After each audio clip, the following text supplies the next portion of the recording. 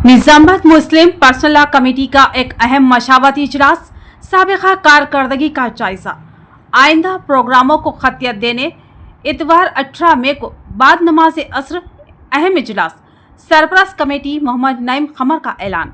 Nizamabad Muslim personal law committee का एक अहम इजलास दफ्तर कमेटी मालापल्ली में सदर कमेटी मौलाना करीमुद्दीन कमाल की सदारत में मुनक्किद हुआ, जिसमें पर्सनल लॉ कमेटी के कई जिम्मेदारान ने शिरकत की, जिनमें काबिल ज़िक्र मोहम्मद अब्दुल मुखीद कारगुजार सदर Nizamabad Muslim personal law committee, Abdul Haleem Khamar working general secretary, Waziullah Khan नायब सदर committee, Mohammed Sameer Ahmed organizing secretary,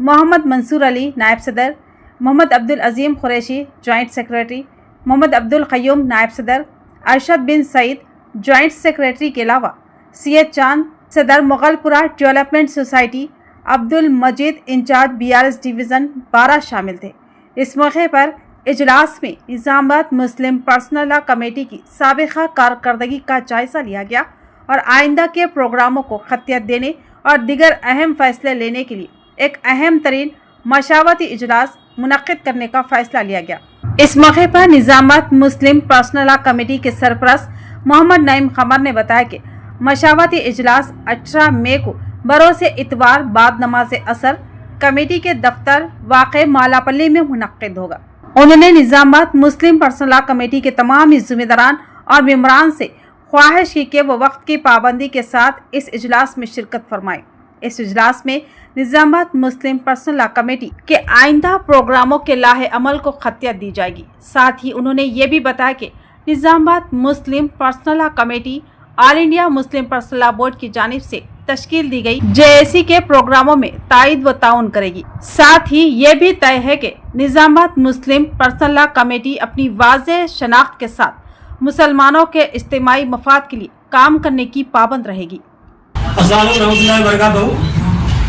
Nizamabad Muslim personal law committee के ऑफिस में आज एक अहम इजलास सदर तंजीम मौलाना करीमुद्दीन कमाल साहब की सदारत में मुनक्किद हुआ।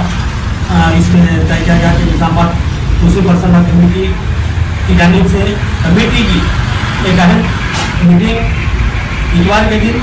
बाद नमाज असर मुनक्किद की जाएगी। यहाँ पर आज Nizamabad Muslim personal law committee साबिका कारकर्दगी का बकाऊ जायजा लिया गया और वक्फ कानून के नफाज के बाद से जो जारी एहतजाज है मुसलसिल उसके बारे में मज़ीद गौर व फिक्र किया गया और तय किया गया कि कमेटी अपनी जानिब से एहतजाज के सिलसिले को जारी रखेगी। लेकिन यहाँ पर ये वजाहत भी कर देना ज़रूरी समझता हूँ जो all India Muslim personal law board है उसके तहत यहाँ पर एक JAC तश्कील दी गई है। तो JAC का Nizamabad Muslim personal law committee भी एक हिस्सा है। लिहाजा JAC की जानिब से जो भी प्रोग्राम खतियत किए गए हैं उसमें भी Nizamabad Muslim personal law committee